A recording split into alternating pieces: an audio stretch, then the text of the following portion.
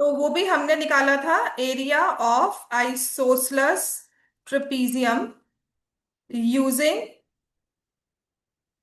हीरॉन्स formula. तो इस case में मैंने आपको बताया था, क्योंकि ये आइसोसलेस ट्रेपीजियम है, इसीलिए हम ये कॉन्सेप्ट जो है वो अप्लाई कर पाए। आपने हमेशा ट्रेपीजियम को जब भी सॉल्व करना है ना, तो वो सॉल्व ही होता है विद पैरेललोग्राम। ये ट्रेपीजियम सॉल्व ही पैरेललोग्राम के बेसिस पर होता है। ठीक है, उसके अपने पास कुछ नहीं है। उसने अपने आप को पहले पैरेललोग्राम की एक छोटी सी शेप देनी है, अपने आप को दो हिस्सों में डिवाइड करना है ट्रेपीजियम ने। ठीक है, आइसोसलस था तो दो साइड्स इक्वल है। ये हमें दिया होता 26 centimetre. This was also 26 centimetre. ये है 20 सेंटीमीटर। और नीचे जो बेस है वो है 40 centimetre. So DE is also 20 centimetre. और इससे ईसी जो है वो भी 20 सेंटीमीटर आ गई। और ये वाली हमारी साइड 26। मैं आपको सिर्फ एक रिव्यू दे रही हूँ for the question number exercise 6.2 का। नहीं, 6.2, यस, एक्सरसाइज 6.2 का क्वेश्चन नंबर 2। ये थोड़ा सा रिव्यू दे रही हूं मैं आपको, आपकी एनसीईआरटी का। ठीक है, फिर हमने यहां पर परपेंडिकुलर ड्रॉ किया था फ्रॉम बी। मान लो एफ, ये हमने परपेंडिकुलर ड्रॉ किया कि draw B F perpendicular to C D. तो पाइथागोरस थ्योरम लगाई। Pythagoras theorem in triangle B F E. लिखो सब ये, in triangle B F E हमने पाइथागोरस थ्योरम लगाई। और उससे जो हमारे पास ये ई एफ था, ये भी 10 और 10 हो गया। ठीक है, B F perpendicular to C D से ई एफ की वैल्यू भी आ गई 10 centimetre. So B F E में BE square will be equal to E F square plus B F square. So BE कितना होगा, 26 का स्क्वायर, ई एफ है 10 का स्क्वायर, और बी एफ स्क्वायर हम निकाल लेंगे। तो अगर आप थोड़ी सी कैलकुलेशन करते हो तो देखो फिर से तुम्हारा एल्जेब्रिक फॉर्मूला ही बन जाएंगे। ठीक है, सो बी एफ स्क्वायर, ये ए स्क्वायर माइनस बी स्क्वायर देख रहे हो, 26 - 12, 26 + 10। आपके टेस्ट पेपर भी दे दूंगी आज आपको।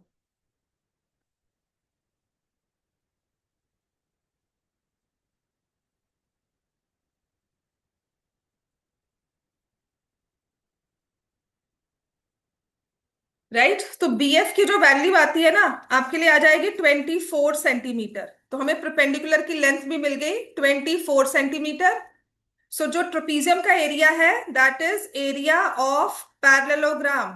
क्या लेंगे, ए डी ई बी या ए बी ई डी लिखवाया होगा, plus area of triangle BE C. तो जब हम इनको दो पार्ट्स में ऐसे डिस्ट्रीब्यूट कर रहे हैं, तो हमारे पास ट्रेपीजियम का एरिया होता है base into height.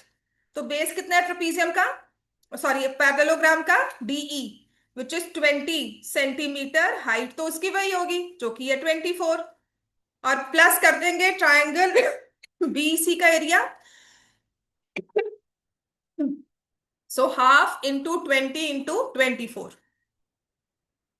So we'll have 480 plus 240 as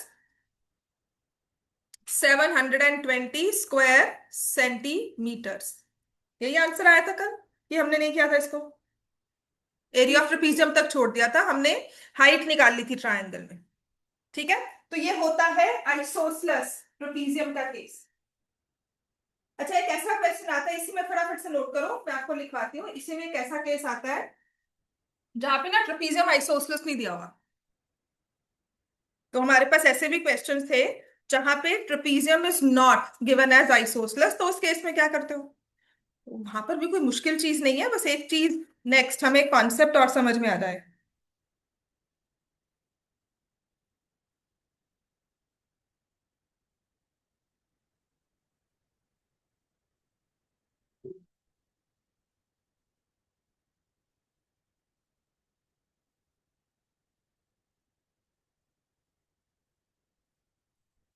रियो का मैं,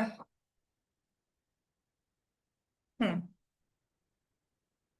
समझ में आ गया इतना है? राइट। तो we know area of parallelogram plus area of triangle, ये बात समझ में आ गई बच्चे सबको? क्विकली, है ना? अब मैं आपको ट्रेपीजियम का ही केस दूंगी, अगर आपने ये क्वेश्चन कर लिया है। तू ना रेगुलर आना शुरू कर दिव्यम, छुट्टी बिल्कुल नहीं मारनी है, तुम्हारा टेस्ट बहुत अच्छा है। Your test was very promising, ठीक है? सिर्फ क्या है कि हम थोड़ा सा कम मेहनत करते हैं, कर ले कोई बात नहीं। आई विल नॉट से बहुत पढ़, पर रेगुलर क्लास में, तुम रेगुलर क्लास में आओगे अपने आप ही इंप्रूवमेंट हो जाएगी, ठीक है? सर्कल्स काम करवाना मेरा काम है, मैं करवा दूंगी। मैंने रिकॉर्डिंग्स भी तेरे लिए बिल्कुल अप टू डेट कर दिया, जो भी पिछला देखना है देख सकते हो, ठीक है? प्लानिंग कर रही हूँ 20 अगस्त तक पूरा सिलेबस कंप्लीट हो, ताकि हम 10-15 दिन आराम से आपकी रिवीजन कर सके। फर्स्ट आई थिंक 7th को तुम्हारी डेट शीट आ चुकी है। थर्ड पहला पेपर मैथ्स का है। 17th को। Okay, चलो नहीं, मुझे 11th की डेट शीट मिली है। 11th की डेट शीट 7th, उनकी 3rd से स्टार्ट है, 7 सितंबर को पेपर है उनका। तो maybe I was also thinking, चलो कोई बात नहीं, 3rd से है तो 31 अगस्त तक तो आओगे ही। तब तक तो आई विल एक्सपेक्ट कि तुम आओ, 10 दिन अच्छे से रिवीजन हो जाएगी। बेटा पहले 2 दिन हो जाएगा, मैथ्स ही करनी है, मैथ्स तो तेरे क्या मुश्किल है मैथ्स पढ़नी। इतना भी बुरा पेपर नहीं तुम्हारा, है ना? प्रैक्टिस हो जाएगी उसमें। फिर पता क्या है, क्वेश्चंस दूंगी, असाइनमेंट दूंगी, बैठ कर रहे हो घर के लिए असाइनमेंट दूंगी। जो हमने स्कूल, मैंने आपको असाइनमेंट्स दिया उसके क्वेश्चन दूंगी करने के लिए। हाँ जी आयुष, हो गया ये क्वेश्चन? कहाँ खो गया तू? हाँ, क्यों हम कहीं और सोच रहे हैं, पता नहीं कहाँ की बातें। चलो हो गया क्वेश्चन, चलो नेक्स्ट लिखो, सबने लिख लिया ये? ठीक है। सो अब हमारे पास है ऐसा एक ट्रेपीजियम, लिखो, जिसमें पैरेलल साइड्स दी हुई है, ठीक है ना? अब आपने कहा था ये तो आइसोसेलेस ट्रेपीजियम है, तो मैम इसका इस तरह से सॉल्व कर लो क्वेश्चन कि हमने परपेंडिकुलर ड्रॉ कर लिया। But if we are given parallel sides are 25 metres and 10 metres, trapezium जिसमें पैरेलल साइड्स है 25 and 10, and non parallel sides are 14 meters and 13 meters. So find the area of the field. Find the area of the trapezium. तो ऐसे trapezium का कहते हैं area निकालो जिसमें non parallel sides unequal है। तो जिसमें इक्वल होती है ट्रेपीजियम उसको क्या बोलते हैं? आइसोसेलेस बोलते हैं ना? हाँ जी, सब बोलो क्या बोलते हैं? Everyone, in a trapezium in which non parallel sides are equal, क्या बोलेंगे उनको? बोलो सब। जो नहीं बोलेगा ना, मैं क्लास से बाहर निकाल देना है। हाँ, so trapezium in which non parallel sides are equal, क्या बोलते हैं उसको? Isosceles trapezium. तो यहां पर आपकी नॉन पैरेलल साइड्स इक्वल है कि अनइक्वल है? अनइक्वल है ना? तो ये आइसोसेलेस ट्रेपीजियम नहीं है। काम इसने भी वैसे ही करना है। इसने क्या करना है, इसने भी कहना है कि मुझे तो भाई एक पैरेललोग्राम बनाओ पहले। तो आपने इसमें कंस्ट्रक्शन करके पैरेललोग्राम बना दिया। आपने कहा ये ई पॉइंट है और मेरा ए बी ई डी जो है वो पैरेललोग्राम बन गया। इस पैरेललोग्राम की साइड बताओ। एडी की लेंथ तुम्हारे पास है 14 मीटर्स, तो जो ए बी है उसकी लेंथ हम 10 मीटर्स लिख दें, छोटी वाली साइड है। और सी डी को मैं ले रही हूं एज 25 मीटर्स पूरे ट्रेपीजियम में।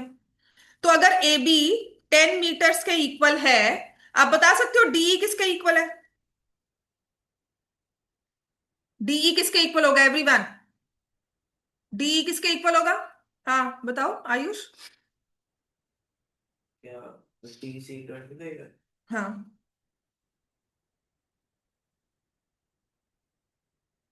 हाँ, कनक बता मुझे डीई की लेंथ क्या होगी? 10। 10 होगी ना, क्योंकि ये पैरेललोग्राम दिया है, डीई भी 10 मीटर्स हो गया। What about BE? Kanak Jain बताओ, बीई की लेंथ किसके इक्वल है? 14, बिकॉज पैरेललोग्राम है, ऑपोजिट साइड्स। प्रूव नहीं करना होता, ये अंडरस्टैंडिंग हमें क्विक चाहिए, ठीक है ना? जितनी क्विक अंडरस्टैंडिंग होगी उतना जल्दी तुम काम करोगे। तो अब ये बता सकते हो इससे कि ईसी की लेंथ कितनी है? 50। ठीक है, अंशिका क्लियर है ये? ईसी की लेंथ कितनी होगी? 15 मीटर्स। आयरा आपको क्लियर है ये? बेटा ये पूरी 25 थी, जिसमें से डी तुमने 10 लगा दी, तो बाकी बची EC 15 metres. Hansik, sorry Aira clear है ये?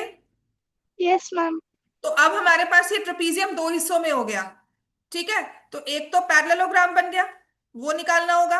एरिया ऑफ पैरेललोग्राम कौन से वाला? नाम बोलो जल्दी से। A B E D, ABED, वो तो ट्रेपीजियम है पूरा, है ना। और एरिया ऑफ ट्रायंगल, ट्रायंगल कौन सा है? BEC ले लेते हैं। अच्छा, मजेदार बात क्या है ना कि ये जो ट्रायंगल है आइसोसलेस नहीं है, स्केलीन है। दिस ट्राइंगल इज स्केलीन, है ना। 14, 13, 15 परपेंडिकुलर ड्रॉ करोगे तो वो इस साइड को बाइसेक्ट नहीं करेगा। कल मैं कहूं ना कि यहां से एक परपेंडिकुलर ड्रॉ कर लो और परपेंडिकुलर बाइसेक्ट करे, बाइसेक्ट नहीं करेगा, तो ये चीज बहुत लंबी हो जाती है अगर आप इसको परपेंडिकुलर के बेसिस पे निकालना शुरू करोगे। ठीक है। सो आपने ऐसे वाले केस में, इन केस ट्रेपीजियम में जो ट्रायंगल है, after that, after the trapezium is spliced into parallelogram and trapezium, parallelogram and triangle। ठीक है। तो आपने चेक करना है कि ट्रायंगल आइसोसलेस है कि नहीं है। यहाँ पे तो नहीं है, तो क्या करें? तो यहां पर वी विल फाइंड, लिख लो यहां पर, find the area of triangle using Heron's formula. Area of triangle using Heron's formula. ठीक है। तो एक अच्छी चीज सिखाऊंगी आज, एक नई चीज सीखेंगे इसमें। पहले तो हीरोन्स फॉर्मूला से हम एरिया ऑफ ट्राइंगल निकालते हैं। फिगर बनी हुई है, तो पहले मैंने ट्राइंगल BEC लिखा, मुझे वो निकालना है। ठीक है। तो साइड्स क्या है इसकी? साइड्स आर, बोलो, 14, 13 एंड 15। चलो निकालो। साइड्स है 13 मीटर, 14 मीटर, 15 मीटर। इस सैटरडे को फिर से टेस्ट लेना है मैंने आपका, और ये वाला ही चैप्टर होगा, थोड़ा बहुत एल्जेब्रिक, थोड़ा बहुत ये, और थोड़े बहुत MCQs पुराने, जिसमें स्लोप के बारे में सिखाया जाए, है ना। थोड़े कॉन्सेप्ट हम लीनियर पॉलिनोमियल के बारे में, डिग्री के बारे में बात करेंगे। ठीक है। तो ये आ जाएगा 13, 14, 15 आ गया, राइट। तो अब बताओ क्या निकालना होता है इसमें, एरिया निकालने के लिए ट्राइंगल का। सेमी पेरीमीटर क्या होगा इसमें, करो। 13 प्लस 14 प्लस 15 डिवाइड बाई 2, कितना आएगा बच्चों? 21 आ रहा है। तेरी कैलकुलेशन तो जा रही हूँ मैंने नहीं किया, ठीक है। तो फर्स्ट सिर्फ पिक कर लिया, अगर आप भी लिखते हो ना बेटा, तो ये मैं क्यों बोल रही हूं कि मैंने तुम्हारी कैलकुलेशन से पिक किया, मैंने कैलकुलेट नहीं किया। द मोमेंट ही स्पोक तब मैंने कैलकुलेट नहीं किया था, लिख लिया। बट बाद में within few seconds I added them. 13 प्लस 14 मुझे समझ में आया, 27, और 15 ऐड करेंगे 42 होगा, डिवाइड बाय 2 21। मैंने क्रॉस वेरीफाई किया। मैं आपको भी यही बोलती हूँ कि आप कॉपी करो ना, उसे क्रॉस वेरीफाई करके कॉपी करो। बात समझ में आ गई? बोर्ड से जो लिखते हो ना, मैं आपको अगर देख देख के लिखी जा रही हूँ, उसे क्रॉस वेरीफाई करना होता है। मैथ्स में बहुत जरूरी है। आधा काम ना मैथ्स का तभी हो जाता है। फिर हम क्या करेंगे, 21, 21 - 13, 21 - 14, 21 - 15, हमने इस तरह से कर लिया। So this is square root of 21 × 8 × 7 × 6, 7 × 3, 4 × 2, 7, और फिर 3 × 2। हर एक नंबर को मैंने ब्रेक कर दिया। ये 21 हो गया, 8 हो गया, और ये 7 अकेला, और 6 को मैंने 3 × 2 लिखा। ठीक है। तो इसमें से क्या क्या बाहर आएगा? तो 7 हमें ग्रुप में दिख रहा है ना, पेयर में दिख रहा है, 7 अकेला बाहर आ गया। ठीक है ना। तो 7 स्क्वायर था, 1/3 होके बाहर आ जाएगा, वो 1/2 होके बाहर आएगा पावर, राइट। तो 3 की पावर क्या है, देखो, दो 3 दिख रहे हैं, 3 स्क्वायर है, 3 की पावर भी हाफ हो जाएगी, तो स्क्वायर थी, हाफ हो गई, तो 3। फिर 2 की भी मुझे स्क्वायर में दिख रही है पावर, एक 2, और जो 4 होता है वो भी 2 स्क्वायर होता है, तो उसका भी एक 2 बाहर आ गया। तो 21 4 सा 80। तो मैंने तो बड़ा अच्छा काम कर लिया, हिरॉन्स फॉर्मूला से मुझे तो एरिया मिल गया इस ट्रायंगल का। ये हमारा ट्रेपीजियम था, लिख लिया सबने 84, आ गया 84 सबका, है ना। तो ये वाला जो एरिया है ना, ये तो मुझे समझ में आ गया कि बेटा ये तो तुम्हारा 84 स्क्वायर मीटर्स है। फंस जाता है ये पैरेललोग्राम। अब इस 84 का मैं पैरेललोग्राम के साथ क्या करूं? मुझे तो उसका एरिया मिल गया of the triangle which is 84। What about this parallelogram? वो बेचारा कहाँ जाए, उसके पास तो बेस है पर उसकी हाइट ही नहीं है।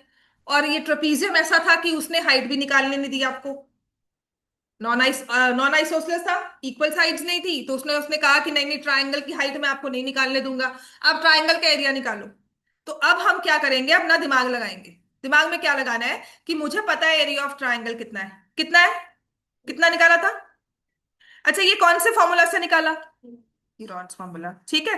तो अब अगर मैं एडिशन करती हूँ, 4 + 2 कितना होता है, 6। और अगर मैं 5 + 1 करूं तब भी कितना होता है, आना तो 6 ही है ना। मतलब कि जब हम एडिशन कर रहे हैं तो जैसे मर्जी ऐड करे, मैं जितना मर्जी, मतलब मैं 4 + 2 लिखूं, 3 + 3 लिखूं, बनना तो 6 है। तो जो ये एरिया, ये तो फिक्स है ना, चाहे मैं हिरॉन्स फॉर्मूला यूज करूं, चाहे मैं अपना पुराने वाला फॉर्मूला यूज करूं। कौन सा पुराना फॉर्मूला हमारा, ट्राइंगल का। ट्राइंगल के एरिया को निकालने के लिए पुराना फॉर्मूला कौन सा होता है, half into base into height. तो कहते जो हिरॉन से ये फॉर्मूला निकला ना, वही तो half into base into height से भी आना चाहिए, क्योंकि ट्राइंगल तो वही है। हिरॉन्स कुछ नई चीज थोड़ी बता रहा है, वो कह रहा है नहीं, हमें जो गिवन है उसके हिसाब से हम अपना एरिया निकाल लेंगे। अब मुझे हाइट नहीं गिवन, तो मैंने कहा चलो हिरॉन्स यूज कर लो। लेकिन जब मैं अपना बेस इंटू हाइट का फॉर्मूला लगाऊंगी, तभी तो मुझे 84 ही मिलना चाहिए, क्योंकि ट्राइंगल तो वो सेम ही है। मैं कह रही हूँ सम तो 6 है, तुम चाहे 3 + 3 करो, चाहे 4 + 1 करो। मैं कल आपको बोलूं नहीं जी, मुझे तो आपने 6 टॉफीज ला के देनी है, तो आप पहले मुझे 4 और 2 ला कर दो, कोई भी ब्रांड, या कोई एक एक करके सारे 5 ब्रांड्स लेकर आ जाए। तो मैं ये थोड़ी कहूंगी नहीं नहीं ये नहीं लेके आना था, ये क्यों लेकर आए हो। आई से 6 टॉफीज मीन जैसे मर्जी ले आओ। तो बात तो मैं 6 टॉफीज की कर रही हूँ, तो बात तो मैं ट्रायंगल के एरिया की कर रही हूँ, चाहे मैं हिरॉन्स लगाऊं, चाहे मैं half into base into height लगाऊं। अब मुझे निकालने, देख पर्पस क्या है मेरा निकालने का, ये यूज करने का, कि मुझे ना मेरे इस बेचारे वाले पैरेललोग्राम का ना हाइट मिल जाए। ये उसने निकालने नहीं दी, नॉन आइसोसेलेस ट्रेपीजियम आ गया, इसने हाइट नहीं निकालने दी। तो मैंने कहा ये मुझे कहीं से मिल जाए हाइट, ये वाली चीज, है ना। तो मैंने कहा चलो इस ट्राइंगल का area half into base into height. तो मैं कौन से बेस को लूं ताकि ये हाइट आ जाए जो पैरेललोग्राम में भी यूज हो जाए। बेस कौन सा लेंगे, इसी लेंगे ना, क्योंकि नीचे वाला बेस है, वही हाइट हमारी पैरेललोग्राम की हो जाएगी। तो मैंने यहां पे ले लिया इसको 15, ठीक है। तो h मेरे पास क्या आ गया, 84 × 2/50।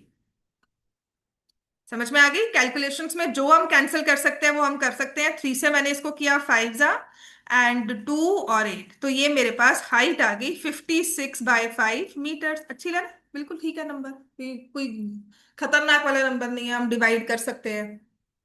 11.2 आंसर आ जाएगा जब डिवाइड करेंगे, कोई बहुत बड़ा या कोई फ्रैक्शनल नंबर या कुछ ऐसा नहीं है। तो कहते हैं इस ट्राइंगल की हाइट है 56.5। तो हमने क्या किया, हमें दिया हुआ था ट्रेपीजियम, उसको 2 हिस्से करने ही करने हैं, उसने अपने आप को पैरेललोग्राम बनाना है और ट्राइंगल बनाना है।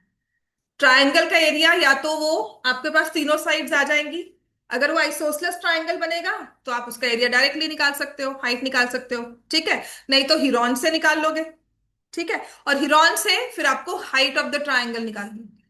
तो ये भी हमारा अलग से क्वेश्चन आता है कि आपको हाइट ऑफ ट्राइंगल निकालनी हो जब हमें तीनों साइड्स गिवन है, तो वो भी मैं क्वेश्चन करवाऊंगी। अब हाइट आ गई, आ जाते हैं अब एरिया ऑफ पैरेललोग्राम भी निकाल लेते हैं, ठीक है।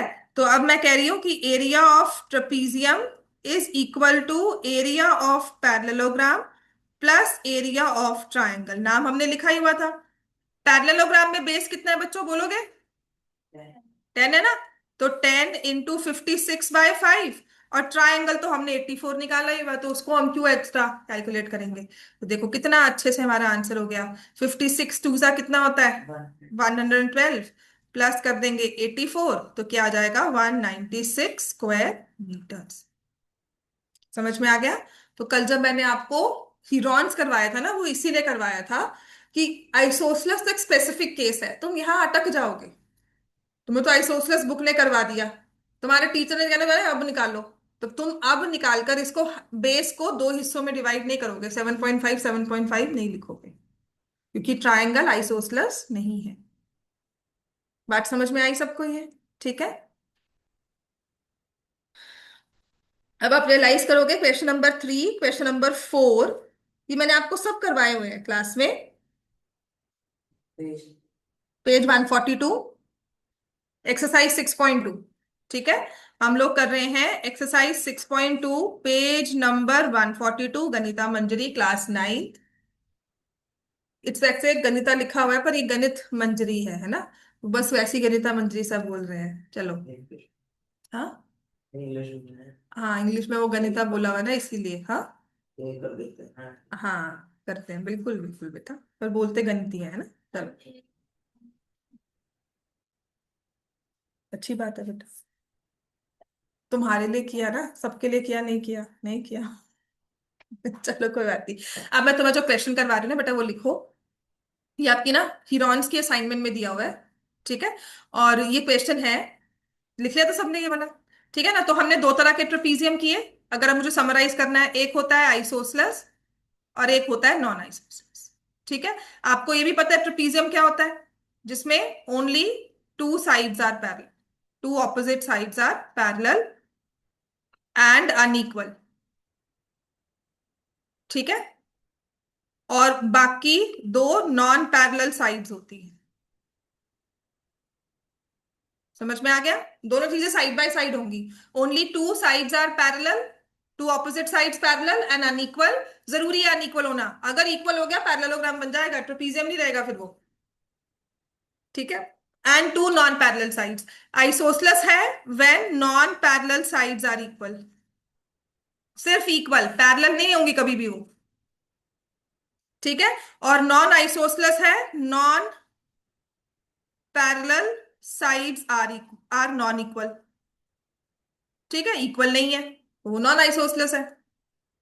दोनों केस में एरिया निकालना। आइसोसलस में कैसे निकालेंगे और नॉन आइसोसलस में कैसे निकालेंगे, तो बड़ा अच्छा सा एक फ्लो चार्ट बन जाएगा हमारे लिए। आइसोसलस में हमेशा डिवाइड ट्रेपीजियम दोनों केस में करना है इन पैरेललोग्राम एंड ट्रायंगल। हमेशा दो हिस्से बनने ही बनने हैं। ट्रेपीजियम ना खुद से काम कर ही नहीं सकता, उसको पैरेललोग्राम बनाना बहुत जरूरी है अपने आप में। ठीक है। तो जब आइसोसलस ट्रेपीजियम होगा ना, तो जो हमारा ये वाला ट्रायंगल बन जाएगा ना, in case of isosceles trapezium, मान लो ये आइसोसलस है, तो ये जो ट्रायंगल बनता है ना, ट्रायंगल इज ऑल्सो आइसोसलस। और जब नॉन आइसोसलस है तो ये जो ट्रायंगल है, ये नॉन आइसोसलस होता है। थोड़ा सा अच्छा बना दे इसको ताकि हमें लगे। ये जो पहले छोटे बच्चे वो हट नहीं बनाते थे, वो चीज है ये, है ना। बस इसके नीचे बना दो, वो हट बन जाएगी हमारी। ये नॉन ट्रेपीजियम वाला वो चीज है ना। तो यहां पर नॉन आइसोसलेस ट्रेपीजियम होगा।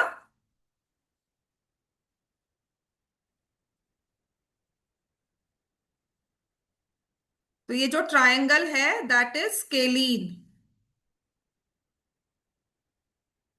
अब इसमें जो ये ट्रायंगल आइसोसलेस होता है, तो हम क्या करते हैं, ट्रायंगल आइसोसलेस की फाइंड हाइट यूजिंग पाइथागोरस। ठीक है। तो ये ट्रायंगल बन गया। आपको ये साइड गिवन थी, ये साइड गिवन थी। जब आप हाइट निकालोगे, तो जो ये साइड है ये y/2 हो जाएगी। You will find this height, ये वाला हाइट, यूजिंग पाइथागोरस थ्योरम। समझ में आ गया ना? ये चीज याद रखना, नीचे बेस जो है वो हाफ हो जाएगा। समझ में आ गई बेटा बात? क्लैरिटी है ना इसमें? अब जब स्केलीन होता है ना, तो find area using Heron's formula. Scalene में फाइंड एरिया ऑफ ट्रायंगल, है ना, यूजिंग हीरोन्स फॉर्मूला। बात समझ में आ गई?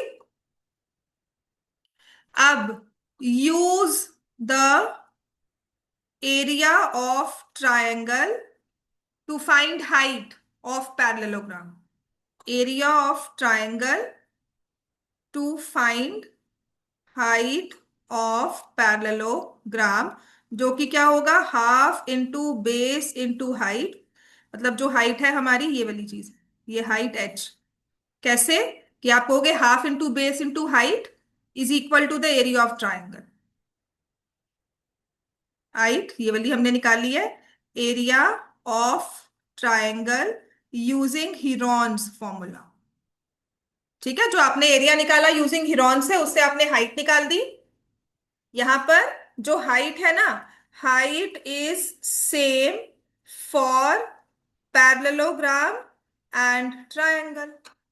अब तो दोनों का एरिया निकालना है, तो यही base into height plus area of triangle, जो आप लिखोगे half into base into height. ये हाइट दोनों में सेम होगी, बेस बस फर्क हो सकता है, तो बेस आप अकॉर्डिंगली देख लोगे। समझ में आ गई ना बात? ये क्लियर है फ्लो चार्ट? की याद रखना, अब मैं यूज करवा रही हूँ ये चीज। ठीक है।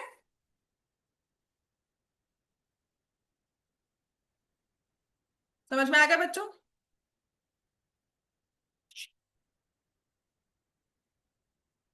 इस चीज को दोबारा घर जाके पढ़ लेना। आपको मैंने क्वेश्चन नंबर 3 और 4 क्लास का करवा दिया है। अब देखो, हमारे पास जो नेक्स्ट क्वेश्चन आता है,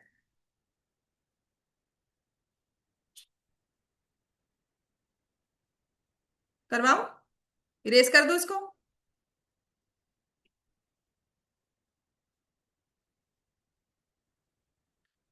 ठीक है, चलो। अब ये केस है हमारा कि find the height of triangle with sides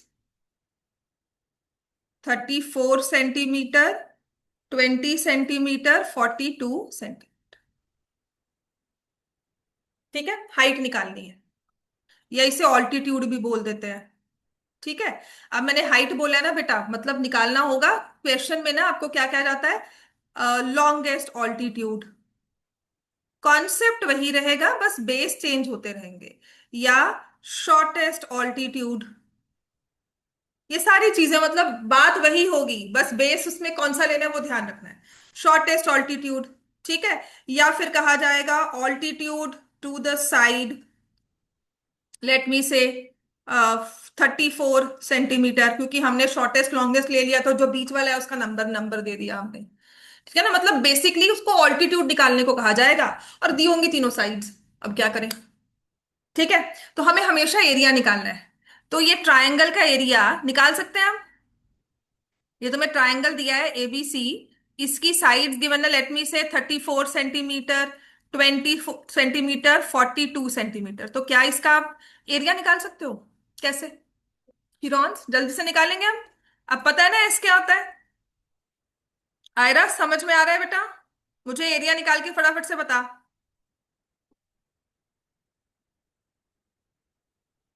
अभी नहीं, अभी कम समझ में आ रहा है तो इसकी रिकॉर्डिंग मैं आज शाम तक अपलोड कर दूंगी। आई विल मेक श्योर मैं 7:30 तक अपलोड कर दूं। ठीक है, 7:30 में अपलोड कर दूंगी। बट तुम्हें फिर देखना है दोबारा से इसको, आज की भी और कल की भी जो क्लास मिस की है। आयरा समझ में आ रही है बात? Yes, ma'am. मिस नहीं करना बेटा, ये बीमार चलते रहेंगे। लेकिन पेपर्स ने ना इस चीज के लिए वेट नहीं करना। ना ही उसने कोई आपको इसका बेनिफिट देना है कि तुम एक बार बीच में बीमार हो गई थी। मेरे पास ना 11th की तो डेट शीट आ चुकी है उनका। आई थिंक 3rd को इन्होंने कहा था पेपर स्टार्ट है, तो आपकी भी 3rd को ही स्टार्ट होंगे फिर, है ना, KVM के। तो फिर इसका मतलब कि हमें बस मेहनत करनी है फटाफट से। और सिलेबस आ चुका है आपका, सर्कल्स के अलावा बाकी सब तो हो जाएगा। सीक्वेंस भी बड़े आराम से हो जाएगा। तो ये आ जाएगा 62, 62 और 34 ऐड किया, 96/2 48 आ गया। तो ये 48, 48 - 20, मैं डायरेक्टली 28 लिख रही हूँ, जल्दी कर बेटा। 48 - 34, 12 लिख रही हूँ, नहीं 14 लिख रही हूँ। Then if I have 48 - 42, I write 6 here. मुझे एरिया फटाफट से निकाल कर दो।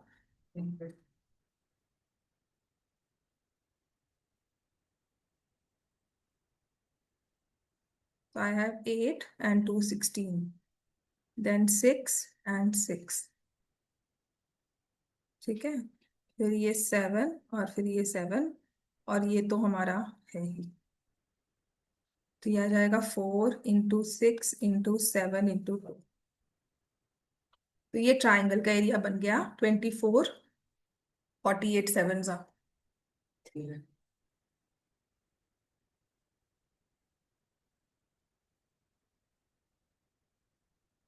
ठीक है, ये कैलकुलेशंस में सबके पास आना चाहिए जब आप स्क्वायर रूट से बाहर नंबर निकालते हो। तो हमने irrational numbers beginning of the class किए थे, वो ये चीजें 336 आ रहा है हमारे पास। अब आपके पास एरिया आ गया ना। जब भी ऑल्टीट्यूड निकालने को कहा जाएगा ना, बताया जाएगा कौन सा। तो लॉन्गेस्ट ऑल्टीट्यूड मतलब शॉर्टेस्ट बेस। शॉर्टेस्ट ऑल्टीट्यूड मतलब लॉन्गेस्ट बेस। तो इसमें हमने क्या करना है, हाफ बेस को सबसे छोटा रखना है हाइट, और एरिया आएगा 336। बात समझ में आ गई? एरिया निकाल लो, हिरॉन्स फॉर्मूला से 336 आ गया। एरिया फिक्स है। अब आपने कहा कि जो सबसे लॉन्गेस्ट ऑल्टीट्यूड है वो निकालो, तो जितना बड़ा ऑल्टीट्यूड उतना छोटा बेस। तो सबसे छोटा नंबर कौन सा है इसमें? 20, 42, 34 में 20 है, तो आप यहाँ पे 20 लिख दो। तो ये कैंसिल करके 10 आ गया। हाइट हमारे पास देखो क्या आ जाएगी, 33.6 सेंटीमीटर। ये है लॉन्गेस्ट की सबसे बड़ा ऑल्टीट्यूड जो बनेगा 33.6 होगा। तो जब मुझे कहा है शॉर्टेस्ट ऑल्टीट्यूड, तो फॉर्मूला तो वही है। देख, हाफ इंटू बेस हमारा क्या हो गया, इंटू हाइट। एरिया भी 336 है। अब का है शॉर्टेस्ट ऑल्टीट्यूड, तो बेस को जितना बड़ा कर सकते हो कर दो। तो सबसे बड़ा बेस कौन सा होगा? तीनों में सबसे बड़ा बेस कौन सा है? 42। तो आप यहाँ पे 42 रख दोगे। This is 21। Height is 336/21। यहाँ पर अक्षर में छोड़ दो। किसको? हाँ, बट बात तो वही है ना। 10 से डिवाइड करना तो आसान है, ठीक है ना। आपने उसको डिवाइड बाय 5 भी करना है तो कर सकते हो, बट हाँ, अगर डिवाइड हम कर देंगे तो 112/7 आता है। 16 वन जा एंड 126, ठीक है। 16 हो गया, तो ये हाइट आ गई 16 इस वाले की। ठीक है, कि जो सबसे शॉर्टेस्ट ऑल्टीट्यूड है वो है 16 सेंटीमीटर। अब आपको बता ही दिया कौन सी साइड को निकालना है, तो आपने कहा अच्छा ये वाली साइड को निकालना है, तो हाफ इंटू, ये काम आसान करने में कि 34 वाली हाइट का ऑल्टीट्यूड निकालो भाई, 34 वाली बेस का ऑल्टीट्यूड निकालो। तो ये 17 हो गया। तो आप हाइट क्या लिखोगे, 336/17। आई थिंक ये डिवाइड होता है। 17 जब सब्ट्रैक्ट करेंगे 166 आएगा, 150 नहीं आएगा। बस ये रहेगा, बस इसको आप छोड़ सकते हो ऐसे, ये बिल्कुल डिवाइड नहीं हो रहा। ठीक है, बात समझ में आ गई सबको ये? तो ये हमारा इंपॉर्टेंट क्वेश्चन हुआ करता था इन आर प्रीवियस एनसीईआरटी, जहां पर हाइट निकालनी थी, जहां आपको ट्राइंगल की तीनों साइड्स गिवन हो। ठीक है, अपनी बुक पे आते हैं वापस, ये क्वेश्चन कर लेना। बात समझ में आ गई है सबको? Are we clear everyone? अब आ जाओ 6.2, क्वेश्चन 3 और क्वेश्चन 4 करवा दिया है। Question number 5, everyone written? सबने लिख लिया, longest altitude, shortest and altitude to the given side. ठीक है, अब हमारे पास है क्वेश्चन नंबर 5, जो क्या कहता है देखो। वो कहते हैं one diagonal of a rhombus is twice as long as the other diagonal. तो पहले तो रोम्बस बनाओ भाई। रोम्बस क्या होता है? रोम्बस कौन सी साइड है? रोम्बस कौन सी फिगर होती है बताओ? When all the sides are of equal length. Rhombus वो फिगर है जिसमें लिखो, रोम्बस के बारे में नहीं पता ना, मैंने पहली क्लास यही लगाई थी, ऑल साइड्स आर इक्वल। एक और भी है ना, मतलब एक और भी है ना तो नहीं, बस एक ही होता है, बस ऐसे बना लो चाहे उसको। वो यूजुअली ऐसे बनाते हैं कि एक वो डायमंड शेप बन जाती है बस। ठीक है, so all sides are equal, जैसे वो कहते हैं ना काजू कतली वाली शेप जो होती है, दैट इज एक्चुअली रोम्बस। ठीक है, तो all sides are equal, opposite sides parallel of course. तो इसमें और जरूरी चीज क्या होती है, डायगोनल्स के बारे में बात की है ना, तो रोम्बस के डायगोनल्स क्या होते हैं? Perpendicular and bisect each other. तो अब आपकी मैथ्स आपको कहती है कि तुमने ये पिछली क्लासेस में पढ़कर आए हो, ये सब याद रखना है। ठीक है, तो diagonals are perpendicular and they bisect each other. जिसका मतलब हुआ कि AO और OC आपस में इक्वल है, OD और OB आपस में इक्वल है, इसका मतलब ये हुआ। और एक और चीज कि एंगल AOD जो है वो 90 डिग्री है, इसका मतलब ये भी हुआ। AOD 90 है तो AOB भी 90 होगा, ये भी 90, चारों 90 वर्टिकली ऑपोजिट एंगल्स की वजह से, है ना। अब इसके बाद हमें क्या करना है, उसने कहा है कि diagonals of the rhombus is twice as long as the other diagonal. दो डायगोनल्स है, AC एंड BD। कहता दोनों डायगोनल्स का रिलेशन क्या है कि एक डायगोनल दूसरे का डबल है, एक डायगोनल दूसरे का डबल है। तो एक को x ले लो, दूसरा क्या हो जाएगा 2x। Let one diagonal be x centimetre, let AC be x centimetre, therefore BD becomes 2x। अब कहते हैं इस रोम्बस का एरिया किसके इक्वल है भाई, 128। तो कहीं ना कहीं अगर मुझे इसका फॉर्मूला पता हो ना एरिया का रोम्बस के, तो ये निकालना बड़ा आसान है क्वेश्चन। तो पता है एरिया ऑफ रोम्बस क्या होता है, किसी को याद है? कुछ पढ़ाया हो कभी पिछली क्लासेस में, कोई पिछली यादें 8th की 7th की? Half into D1 into D2। किसी को याद नहीं है? हम्म, याद आया कि नहीं आया? हाँ, रिकॉल हुआ कि नहीं हुआ, कि पढ़ाया ही नहीं हुआ? तो ये 128 आता है। हाँ, ट्रेपीजियम का होता है half into sum of parallel sides into height. ये A और B लेते हैं और ये H लेते हैं, तो हाफ A+B। ठीक है, तो ये आ गया हमारे पास। तो half into x into 2x is equal to 128।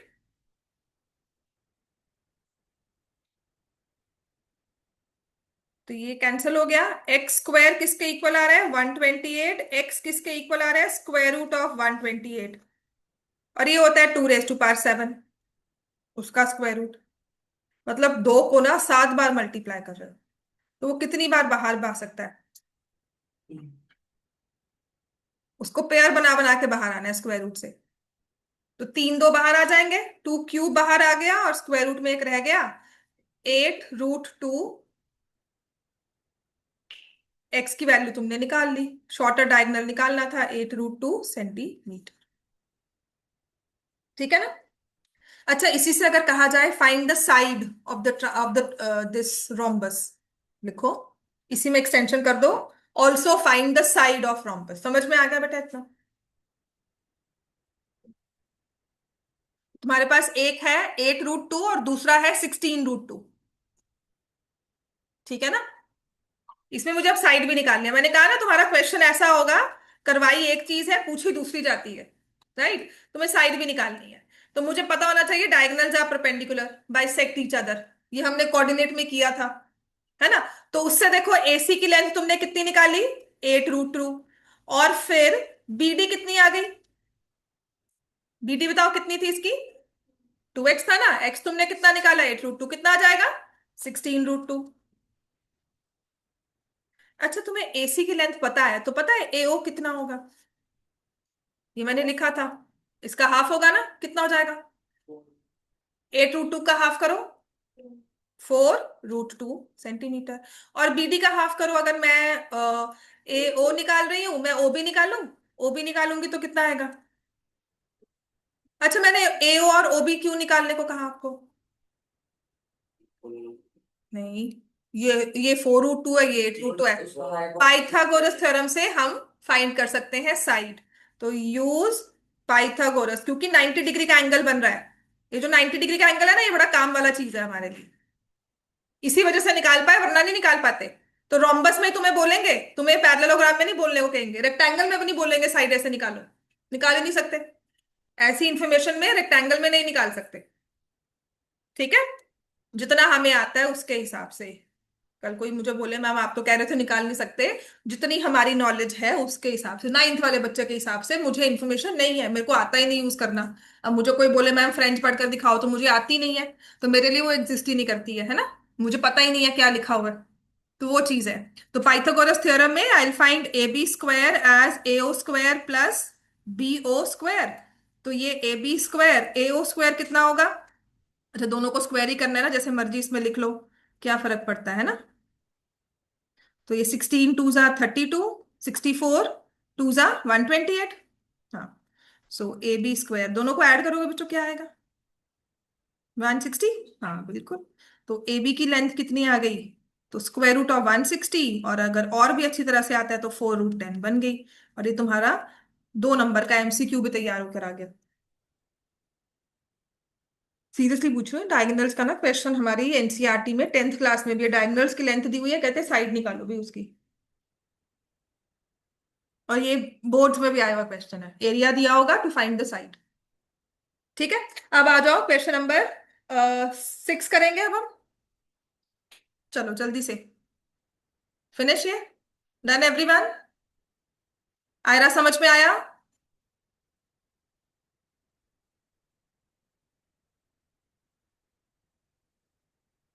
समझ में आया सबको ये? Yes, ma'am. चलो question number 6। ABCD is a parallelogram. सबसे पहले पैरेललोग्राम ड्रॉ करो, कुछ नहीं और पढ़ना होता। हमेशा क्वेश्चन में स्टार्टिंग पॉइंट ढूंढा करो कि मैं स्टार्ट कहां से करूं क्वेश्चन को। ठीक है, तो कल आप मुझे कोई भी क्वेश्चन देते हो तो मैं पहले सोचती हूँ क्लास 9th का है, क्लास 10th का है, या इससे भी आगे है। ठीक है, तो मैं पहले देखती हूँ कि नहीं ये हमें पैरेललोग्राम की बात कह रहा है, तो मैं पहले पैरेललोग्राम ड्रॉ करूंगी। अननोन क्वेश्चन है मेरे लिए। P and Q are on any points on sides A B. तो मेरी ए बी साइड ये है, मैंने इस पे कोई पी पॉइंट ले लिया। ओके, ये पी पॉइंट मान लो ले लिया। और क्यू भी कहता है कहां पर है, ए बी पर ही है, तो मैंने ये क्यू भी ले लिया। ठीक है ना? What can you say about ratio of area P C D? चलो इसको ड्रॉ करते हैं, है ना? तो ये पी को सी से ज्वाइन करना है और फिर डी से ज्वाइन करना है। क्यू सी डी, अरे वाह। अब बताओ जी, जितना क्वेश्चन देखने में मुश्किल होता है उतना ही आसान हो जाता है। बताओ जी क्या होगी ratio of area in triangles में? अच्छा, जो तुम्हें नाम में दिख रहा है इसमें लिखा हुआ है area of triangle P C D to area of triangle Q C D. क्या सेम दिख रहा है इनमें? कुछ सेम है इनमें, सी और डी। तो सी डी क्या बना दोनों ट्राइंगल्स के लिए? कॉमन। पर ट्राइंगल का क्या है वो? बेस है ना। तो they are on the same base, एक साइड सेम है दोनों की, है ना? और सी डी और ए बी आपस में क्या है? पी क्यू कहां पर थे? सी डी और ए बी कहाँ है आपस में? हाँ ऑब्वियसली पैरेलल है। और पी पी और क्यू पॉइंट्स कहां पर है? ए बी पर। इसका मतलब जो ये दो ट्राइंगल्स बने हैं, they are on the same base between the same parallel lines. इनके एरिया क्या होंगे?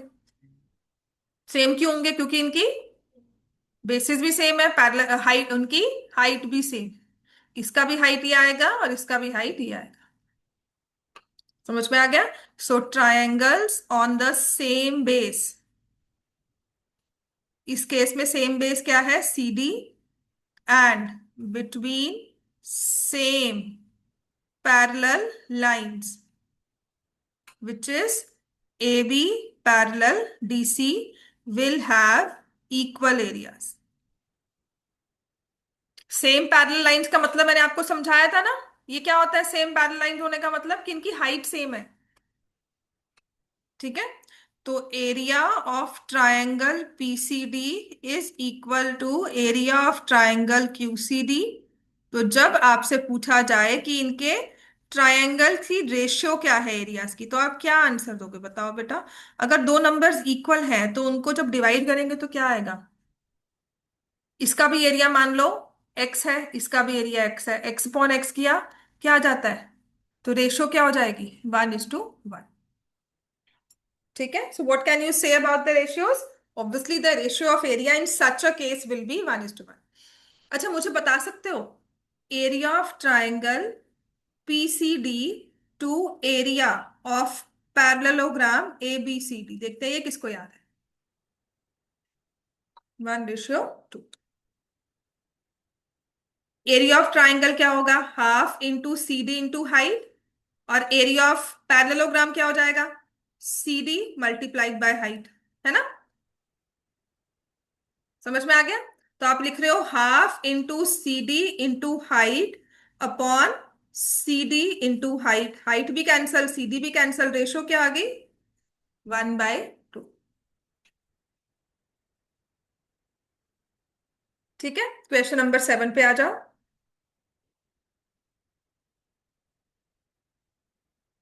Done everyone?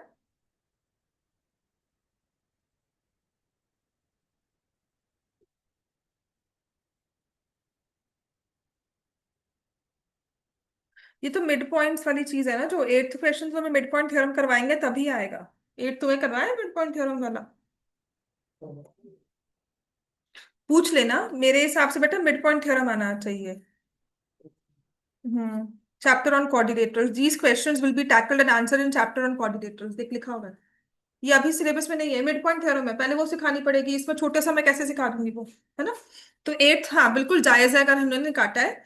नाइन्थ में क्या है? Median is draw, P is any point, area of A B P is equal to area of A B P. ये भी हमारी उसमें आ जाएंगी, कॉन्ग्रुएंसी में आ जाता है। ट्राइंगल्स के चैप्टर में ज्यादा कवर होगा। चलो ये हो गया बेटा। चलो 1:2 की रेशो समझ में आ गई। क्वेश्चन नंबर 7 करें बच्चों आप। Question 7। O is any point on the diagonal PR of a parallelogram PQRS। तो पहले हम क्या ड्रॉ करेंगे इसमें? Parallelogram PQR and S।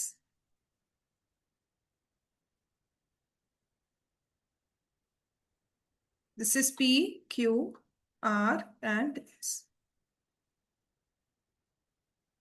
तो इसका डायगोनल PR ड्रॉ करते हैं अब। ये हमारा डायगोनल PR है, कहते हैं O इसमें कोई भी एक पॉइंट है, चलो मार्क कर दिया हमने O। कोई भी एक पॉइंट रैंडमली ले लिया। Prove that area of triangle PSO। चलिए ये वाला आ गया, very good. And PQO।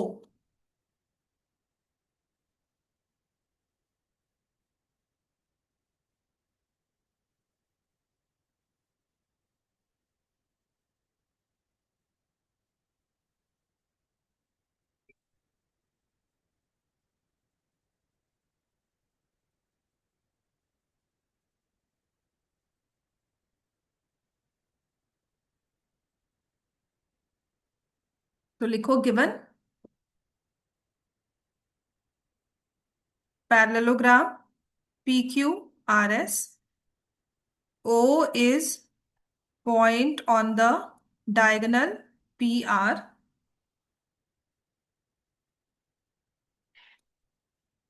to prove area of triangle PSO। बेटा दरवाजा लगा दे। Area of triangle PQO। इसका रियो स्टॉप है। रियो नहीं, कम है।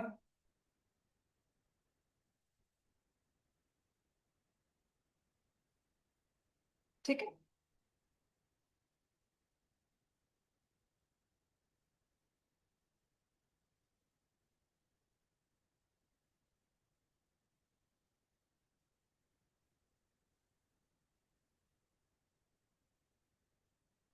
करना है। ठीक है, चलो नेक्स्ट इसका अब लिखना है तो लिखो इसमें। अच्छा ये पढ़ा हुआ है कि पैरेललोग्राम में जो हमारा डायगोनल होता है पैरेललोग्राम का, it divides it into two congruent triangles, करवाया था ये। जैसे मीडियन के केस में किया था, लिखो प्रूफ में लिखो diagonal of a parallelogram divides it into two congruent triangles। So triangle PSR is congruent to triangle PSR बोल रहे हैं, तो हम बोलेंगे QRP। PSR, QPR नहीं, PQR।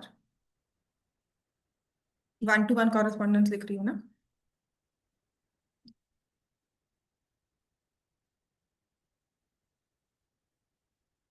तो जो बड़े वाले ट्राइंगल्स है ना ये आपस में कॉन्ग्रुएंट, ये वाला और ये।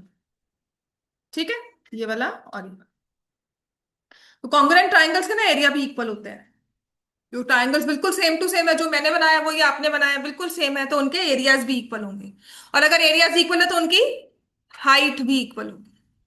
ठीक है। So which means area of triangle PSR is equal to, बेटा बंद कर दो, गर्मी बहुत हो जाती है। Area of triangle P S R is equal to area of triangle P Q R. Area of triangle P S R is equal to area of triangle P Q R. बात समझ में आ गई? अगर दोनों के एरियाज सेम है तो इसका मतलब आप पी एस आर का एरिया निकालोगे तो half into P R into height कर दोगे, H1। मान लो इसकी हाइट हमने H1 लिख दी है और ऐसे इसकी हाइट हमने H2 बना दी, ठीक है। Is equal to half into P R into H2 हो गया। तो ये कैंसिल होकर हमारे पास क्या आ गया, H1 इक्वल टू H2। दोनों की हाइट सेम है।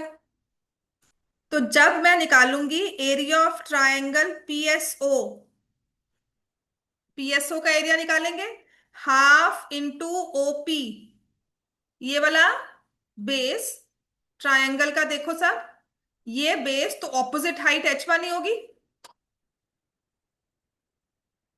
ठीक है।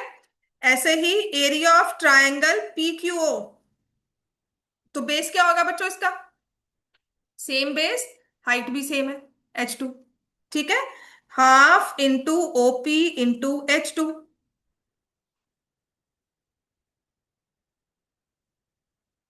क्लियर हो गया सबको ये? तो ये लेंगे 1, इसको लेंगे 2 और इसको लेंगे 3। So from 1 2 and 3 area of triangle PSO is equal to area of triangle PQ। Diagonal लिया, डायगोनल ने एरिया को दो हिस्सों में, पैरेललोग्राम को दो हिस्सों में डिवाइड कर दिया। आपने कहा बहुत अच्छी बात है,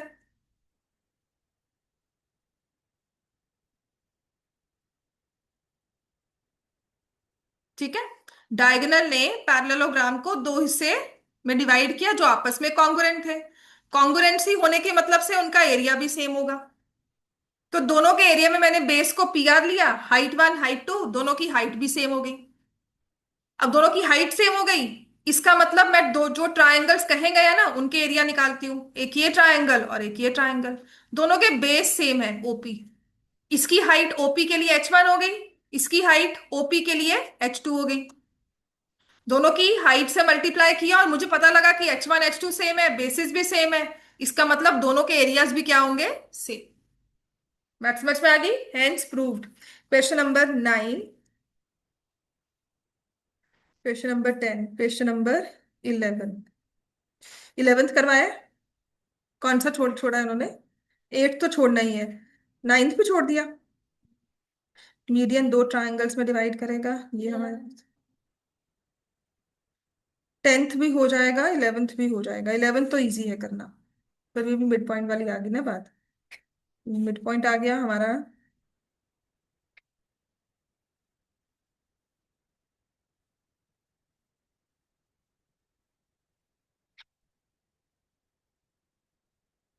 चलो क्वेश्चन नंबर, कितना टाइम रह गया, 15 हो गए। अपने पेपर्स लो फिर तो, नया क्वेश्चन नहीं शुरू करवाने का फायदा।